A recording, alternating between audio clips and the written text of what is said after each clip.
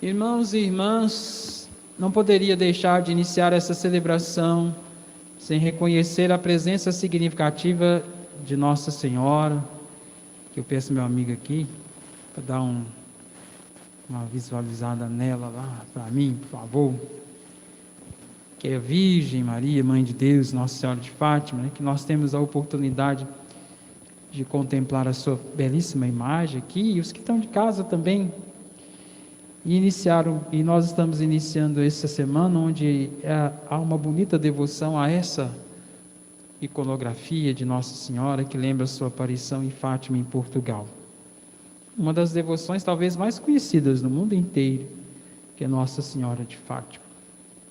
E eu penso que hoje seria oportuno a gente mencionar a bela, singular presença da Mãe de Deus, a fim de que por meio dela possamos reconhecer a importância que Deus deu a essa jovem senhora. Ele a reconheceu e reconheceu o seu valor.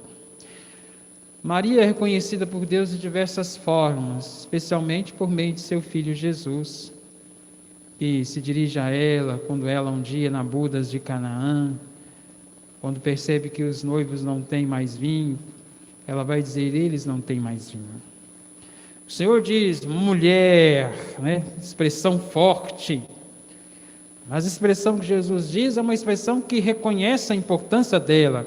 Mulher, aquela que gerou, aquela que trouxe ao mundo o Salvador, aquela que é evidência do mistério da encarnação do Verbo de Deus, o Filho amado, que veio por meio dela. Jesus reconhece sua mãe também, ou em outros momentos belíssimos da história da vida deles. Quando Jesus, por exemplo, aos 12 anos, se separa de seus pais e fica no templo, e quando a sua mãe e seu pai voltam, angustiados à procura do menino, o reencontram, ele diz: por que estás me procurando? Não deveria eu estar na casa de meu pai? O que pode parecer uma travessura de um garoto de 12 anos é um bonito gesto de Jesus, que tenta conduzir sua mãe e seu pai novamente para o mistério que está em torno da figura de Jesus. Ele é o Filho que veio para cumprir com as coisas de seu Pai. Iniciando exatamente quando ele, aos 12 anos, e aos 12 anos é muito significativo, que é a idade onde o menino ganha autonomia. Outro gesto muito bonito, eu vou tirar a máscara, porque meu auxiliar aqui está dizendo que estou com ela, eu estou mesmo, a gente até esquece. Outro momento muito bonito da vida de Jesus, como sua mãe, é quando ele reconhece a importância dela, quando seus parentes e amigos levam ela às pressas, correndo, porque Jesus está a pregar, e aí manda dizer a ele que a mãe dele e seus irmãos estão aqui fora. E aí Jesus diz: quem é minha mãe?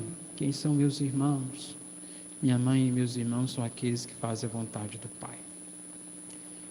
E Nossa Senhora é sim aquela que desde o início disse, logo quando o anjo visitou: faça-se em mim segundo a tua vontade.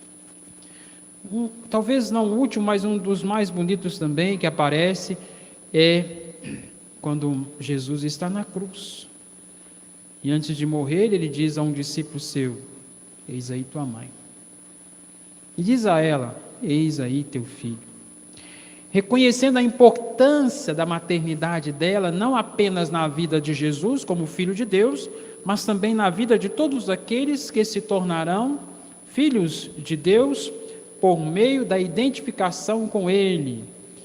E uma das muitas belas formas de identificação com Jesus é o que está contido no Evangelho, a experiência do amor. Disse Jesus: se guardardes os meus mandamentos, permanecereis no meu amor, assim como eu guardei os mandamentos do meu Pai e permaneço no seu amor. Portanto, essa Mãe de Deus e nossa Mãe ajuda os discípulos do Senhor a reconhecer a importância do amor como uma força que conduz a ação das pessoas. E essa ação não é uma ação isolada, mas é uma ação dentro do projeto maior, que é fazer a vontade de Deus. Especialmente na cruz, então, nós recebemos Nossa Senhora como mãe. E olha que privilégio nós temos, de termos como mãe aquela que também é a mãe de Deus. Isso, de fato, nos faz pensar também nas mamães que estão aqui conosco e aquelas que nós estamos a rezar por elas, as quais também hoje queremos prestar nossa homenagem e dizê-las da importância que elas têm em nossa vida. Eu digo que há muitas razões para reconhecermos a importância dessas mulheres. Se não encontrarmos elementos que nos convençam, talvez por causa dos limites, talvez por causa da história, talvez por causa até de um abandono, se não encontramos razões para elevá-la tanto, mesmo que gostemos e achemos elas pessoas maravilhosas, e alguns de nós consideramos elas o que quisermos, rainhas, santas, perfeitas, entre as imperfeições da vida de nossas mães e aquilo que julgamos às vezes até de forma exaltadas, como dignos de louvores, entre uma coisa e outra está algo que me parece ser essencial de reconhecermos e valorizarmos. Todos esses limites, ou todas essas belas definições que damos, devem nos lembrar que essas mulheres tiveram por nós um amor, ou pelo menos tiveram e nos deram tempo, esperaram por nós. Dentre todos os motivos que nós podemos julgar importantes, eu penso que talvez o mais significativo hoje é lembrar que elas esperaram por nós 9 meses, alguns mais apressadinhos, mas ela nos esperou. Elas tiveram a sensatez de aguardar que nós viéssemos ao mundo, porque seria um ato insensato e ainda é um ato absurdo a interrupção de uma vida, por qualquer que seja a razão que busquemos. Porque se nós não tivéssemos contado com o bom senso dessas mulheres de terem nos esperado, aguardado, provavelmente nenhum de nós estaria aqui. Não estaríamos aqui se elas não tivessem nos esperado. Por isso, eu acho que é importante reconhecer isso e dizer às mamães da importância delas na nossa vida, por tudo que também, para além disso, elas acabaram assumindo. Muitas delas, noites de sono, perderam por causa de nós. E nem sempre foi porque estávamos bebês e crianças, às vezes marmanjos e grandões e grandonas, noites de sono, perdidos. Quantos pequenos caprichos essas mulheres não fizeram por nós, em chegar a encontrar a casa limpa e as coisas arrumadas, e algumas coisas nossas no lugar. Não foi um milagre. As coisas não foram para lá da noite para o dia, ou no meio do dia. Alguém por ali passou e às vezes com muito zelo, carinho, organizou até aquilo que nós deixamos desorganizados. Mulheres essas que nos nutriram de muitas coisas, desde o início da vida, a começar pelo peito, onde nós ali fomos alimentados. E mesmo que faltou o peito e o leite, nos braços. Nos alimentou de afeto, de carinho, cuidou de nós.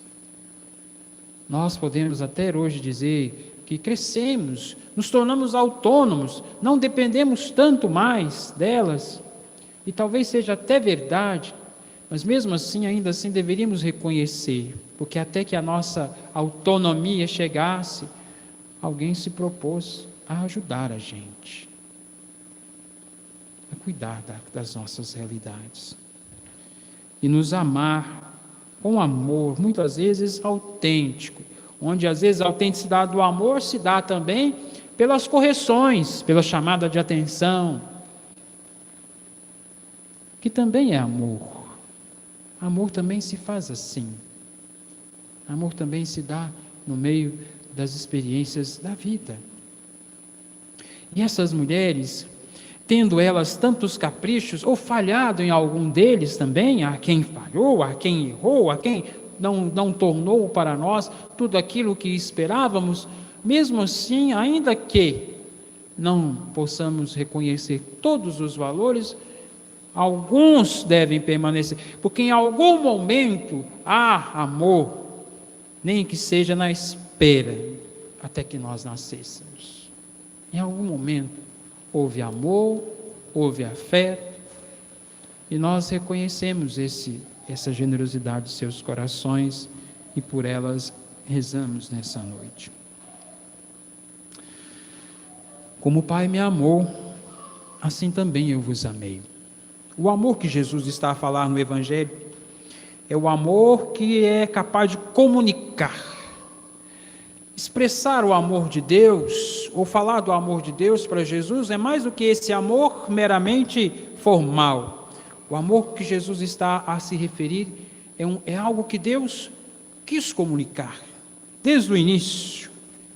Ele não quis guardar essa realidade consigo, ele quis que ela fosse conhecida. Por isso o amor é essa força que deve de alguma forma comunicar. Como o Pai me amou, assim também eu vos amei. Como o Pai não reservou nada de si, mas de alguma forma revelou a sua intimidade, Cristo revela-se também intimamente aos discípulos seus, a ponto de dizer: não vos chamo servos, chamo-vos amigos, mostrando toda a sua intimidade, a fim de que os seus discípulos sejam capazes também de viver dessa intimidade, dessa corresponsabilidade também. Porque esse é o mandamento do Senhor: amai-vos uns aos outros como eu vos amei. Com transparência de coração e autenticidade, realidades que anda faltando, mas que deveria ser buscado por nós. O amor cristão que Jesus propõe aos seus discípulos é esse amor autêntico, onde nós permitimos comunicar às pessoas algo de nós, e que é sincero, ou pelo menos deve ser sincero e verdadeiro. Porque, como diz São João, na segunda leitura que ouvimos, amemos-nos uns aos outros, porque o amor vem de Deus, e todo aquele que ama nasceu de Deus e conhece Deus. Deus, como diz Pedro, interpretando a ação do Espírito Santo na casa de um homem chamado Cornélio, que apareceu na primeira leitura, onde lá Pedro foi conduzido por obra do Espírito Santo, aquele homem que caiu aos seus pés, ele disse: levanta-te, sou também um homem. Pedro diz: estou compreendendo que Deus não faz distinção entre as pessoas, ao contrário, ele aceita quem o teme e pratica a justiça. Deus que ajuda Pedro a compreender a necessidade de comunicar o amor, o afeto àqueles que são recebidos na comunidade, os pagãos, por meio de Cornélio, a quem ele diz: não faz distinção, aceita quem teme e pratica a justiça, qualquer que seja a nação a que pertence. E para simplificar o significado da palavra justiça, do plano de Deus e dentro dos ensinamentos de Jesus, justiça é fazer o bem. E o bem consiste em uma atitude amorosa. E o amor é a medida de nossas ações, porque o amor leva as nossas ações à compreensão da sua raiz, da radicalidade de seus gestos. A medida do amor, portanto, dos cristãos é amar na medida que Deus nos amou. Não fomos nós que o amamos, diz São João, não fomos nós que o amamos, disse o próprio Cristo também no Evangelho. Foi eu quem vos amei, fui eu quem vos escolhi, foi Deus que nos amou por primeiro. Isso significa que Deus, quando diz assim, Jesus reafirma, que Deus nos amou por primeiro, porque Ele primeiro nos ama sem limite algum, para que nós, sentindo esse amor sem limite, nos desarmemos para que sejamos capazes de amar também. onde o limite do amor será sempre a justiça, que conduz para o bem. E tudo aquilo que fazemos de bem ou de bom reflete o amor que vivemos e sentimos pelas pessoas. Essencial na vida de um discípulo de Jesus. Essencial na vida e no coração da igreja.